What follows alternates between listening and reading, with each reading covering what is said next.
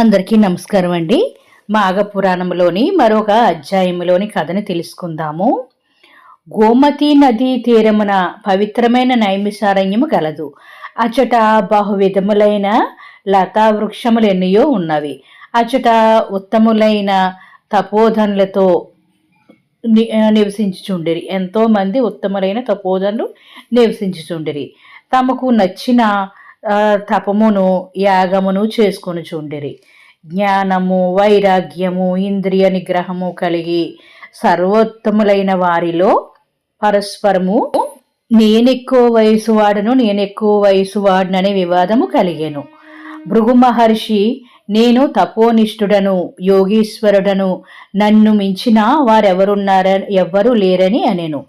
గౌతముడు, నేను అందరికంటేనూ పెద్దవాడను, బ్రహ్మకల్పము పూర్తియగు వరకు తపము చేసిన వాడను, నేనే గొప్పవాడినని పలికెను. రోమసుడు ముని, నాకు సమానుడు లేడు, నేను మునులకు గురువుని అని ప్రకటించుకున్నాను. గార్గ్యుడును ముని సభలో నిలబడి, వేదశాస్త్రాదులన్నీ నాకు వచ్చును, కావున నేనే ఉత్తముడిని అనెను.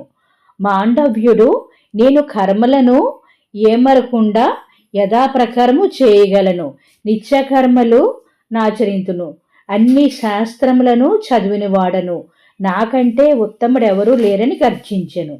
శంతనుడు ముని, నేను యోగాభ్యాసము చేయువాడను, ఆత్మజ్ఞానిని, ఏకాగ్రత కలవాడిని, నన్ను మించిన వాడెవరూ లేరని పలికెను. పాలస్తుడు ముని లేచి, నేను వేదములు శాస్త్రములు అన్నీ నేర్చినవాడను, పెద్దలు కూడా నన్నే గౌరవింతురు, కావున నేనే అధికుడును అనెను. సౌనకుడును ఆత్మనేత్తలతో, నేను మొదటివాడను, నాకంటే పూజ్యుడెవరూ లేరనెను. ఆ మునివరులు తమ గొప్పతనమును బిగ్గరగా ఎవరికి వారే నేను గొప్ప అని పొగుడుకుంటున్నారు. కొందరు కోపమున పట్టజాలక భృగు మహర్షి వద్దకు వచ్చి వారి జడలను లాగి పిడికిళ్లను బిగించి కొట్టిరి. ఒకరికొకరు దూషించుకుంటూ కొట్టుకొనుచు వారి దండములను ఛత్రములను లాగుచు కోలాహలముగా గొడవ పెట్టుకుంటూ ఉండిరి. ఇట్లు వారు పరస్పరము వివాదపడుతుండగా కలహప్రియుడగు నారదుడు వచ్చెను. కలహించుకొనుచున్న వారిని మరింత ఉద్రేకపరిచెను. వైకుంఠమును చేరి శ్రీహరికి ఈ విషయములన్నీ విన్నవించెను. శ్రీహరి, నారద, ఆ మునులకు జ్ఞానులైనను ఆ నా మాయకు లోబడి కలహించుకుంటున్నారు. వీరి వివాదములకు ఉపాయముచే ఉపశంపచేయవలెను.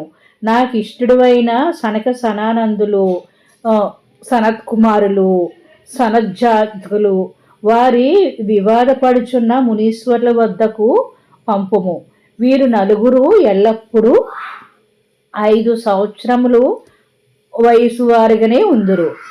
వీరి బాల్యము చాతుర్యములెన్నియో ఎన్ని మార్లో గడిచినని, వీరిని బాలవృద్ధులు బుద్ధిశాలురని యగు మార్కండేయుని కూడా పంపుము. అతడు 7 మహాకల్పములు జీవించువాడు. మునులకు మార్కండేయునకు వివాదము జరుగును. నారద, నీవు అచ్చటకి పోయి చూడము అని పంపెను. మార్కండేయ మహర్షి వివాదపడుచున్న మునుల వద్దకు కొత్తగా వచ్చిన మార్కండేయ మహర్షిని చూచి వివాదపడుచున్న మునులు వివాదము ఆపి ఆశ్చర్యములై అస్పష్టములైన మాటలతో వారికి గౌరవము చూపిరి. మార్కండేయుడు కూడా వారిని అందరినీ కుశల ప్రశ్నలతో శాంతపరిచెను. ఇట్లా కొంతకాలము గడిచిన తరువాత బ్రహ్మజానులకు సనకాసనందులు మునులు నలుగురు అచ్చటకు శ్రీహరిని కీర్తించుచూ వచ్చిరి. మార్కండేయ మహర్షియును వారిని చూచి ఎదురు వెళ్ళి నమస్కరించి ఆజ్ఞపాదములచే పూజించెను. వారి పాదములు కడిగిన నీటిని తన తలపై చల్లుకొనెను. ఇట్లు తమకు పాదాభివందనం చేసి గౌరవించిన మార్కండేయుని చూచి సనకాది మునులు ఆశ్చర్యపడి ఇట్లనిరి, మార్కండేయ మునీంద్ర, నీవు వయోవృద్ధుడవు, మునులలో ఉత్తముడవు. సప్త మహాకల్పములు నీ ఆయుష్కాలము ఇట్టి నీవు బాలుడివై ఉన్న మాకు నమస్కరించి పాదోదకమును నీ తలపై జల్లుకున్నావేమిటి? వృద్ధులు బాలుడకు ఎదురు వెళ్ళుట నమస్కరించుట చేయరాదని శృతివాక్యం ఉన్నది కదా, మేము 5 ఏండ్ల వారము కదా అని పలికిరి. ఇట్లు సనక సనానందులు పలికిన మాటలు విన్న మార్కండేయ మహర్షి ఇలా అన్నారు, భగవత్పాదులారా, ఒక్కొక్క దినము గడుచుచుండగా ప్రాణులు ఆయుర్దాయము కొండ నుండి స్రవించు నీరులా తగ్గిపోవుచున్నది. 21 కల్పములు జీవించిన మృత్యువు తప్పదు. ఇందు అసత్యము లేదు. ఎక్కువ వయసు ఉండుట వలన ప్రయోజనము లేదు. వేదశాస్త్రములను చదువుట చేతను లాభమేమి? యోగమును పాటించుటయే ఉపయోగమేమిటి? తపము చేత కర్మానుష్ఠానమును వచ్చే ప్రయోజనమేమిటి? జ్ఞానహీనుడు చిరంజీవి అయినచో వచ్చిన ప్రయోజనమేమిటి? నిరర్ధకముగా కాలము గడుచుటచే దుష్టులు జీవనము గడిచిపోవచ్చున్నది. జ్ఞానం సంపాదించిన వాడే ఎక్కువగా వ్యర్థముగా అజ్ఞాని ఎక్కువ కాలం గడిపిన వాని గొప్పతనం ఏమున్నది? వినాశకాలమున దాపరించినప్పుడు ప్రాణిలోకము భయము నుండి తాను చేసిన కర్మ ఫలములు అనుభవించి మరలా జన్మించును. నిత్యము కాని దేహముతో విష్ణు కథా ప్రవచనము చేయువాని బ్రతుకు సార్థకమైనది. మహాత్ములైన సనక సనానంద సనత్కుజాతులారా, మీరు నిరంతరము విష్ణు కథాశ్రవణ ప్రసంగము చేయువారు, నిత్యము ఆయనను తలిచి నమస్కరించువారు. శ్రీహరి ఎల్లప్పుడూ మీ హృదయ పద్మముల యందే ఉండును.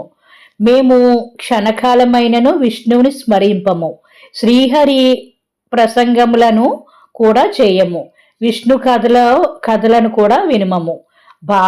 బాలుడైన వృద్ధుడైతే నిమ్మి నిరంతరము హరికథా శ్రవణము చేయుదురో వారు వృద్ధుడి కంటే బాలుడైన గొప్పవాడే. హరికథా ప్రసంగము లేని వారు ఎంత వృద్ధుడైనను బాలుడు కంటే తక్కువే. ఇది వయసును బట్టి కాదు. ఎవరైతే నిరంతరము శ్రీహరిని తలుస్తారో వారే శ్రీహరి సేవలో ఉంటారే, వారే గొప్పవారు. మీరు సనక సనానందులారా, మీరు ఎంతటి చిన్నవారు అయినను నిరంతరము శ్రీహరిని ధ్యానిస్తారు కాబట్టి మేము వయసులో పెద్దవారు అయినను మీ పాదములకు నమస్కరించుతున్నాము. ఇది మీ గొప్పతనము అని మహర్షి విన్నవించాను.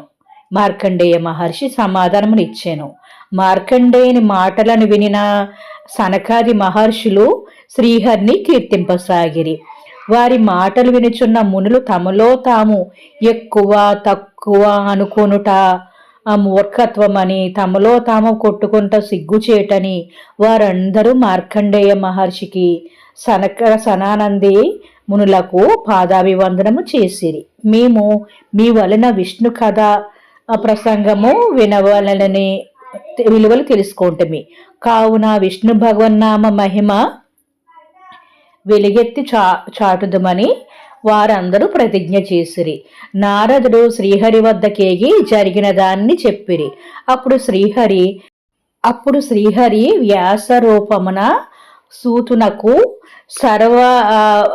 సర్వశ్రుతులను జ్ఞానమును బోధించిరి. సూతుని వలన మునులు మొదలగు వారందరూ శృతులలోని సారమును తెలుసుకొని సమునకుడు మునులను అహంకారమును మొదలైన మనోవికారములను విడిచి ప్రశాంత చిత్తులై పరమేశ్వర జ్ఞానము పరమేశ్వరి చింతనము కలిగి ఉండిరి. హరిహరాదులను భజించిరి. మునులందరూ ఇప్పుడు వారి మనసులో ఉన్న మనోవైకల్యమును విడిచి వారి మనస్సు మొత్తము దైవనామస్మరణ హరిహరాదులు ఒక్కటేనని శివనామస్మరణ హరినామస్మరణ చేస్తూ ధర్మ మార్గములో ధర్మ ప్రచారం చేస్తూ వారి జీవితాన్ని సాగించిరి. ఇదంతా వారు సనక సనానందుల ద్వారా మాఘమాస మహత్యమును తెలుసుకుని మాఘమాసంలో ఆచరించవలసిన విధులను తెలుసుకుని మాఘమాసాన్ని ఎంతో భక్తితో మాఘ స్నానాలు చేస్తూ మాఘమాస వ్రతాన్ని మాఘమాసం అంతా పూర్తి చేసుకునిరి. వారు మాఘమాస మహత్యముని గురించి జనుల్లోకి ప్రచారం చేస్తూ వారు ధన్యులైరి ప్రజలందరినీ ధన్యుల్ని చేసిరి. ఇది మాఘమాసంలోని మాఘమ పురాణంలోని ఒక రోజు ఘట్టమండి. మీకు నచ్చితే please like subscribe. Thank you for watching. Survey జన సుఖినో భవంతు.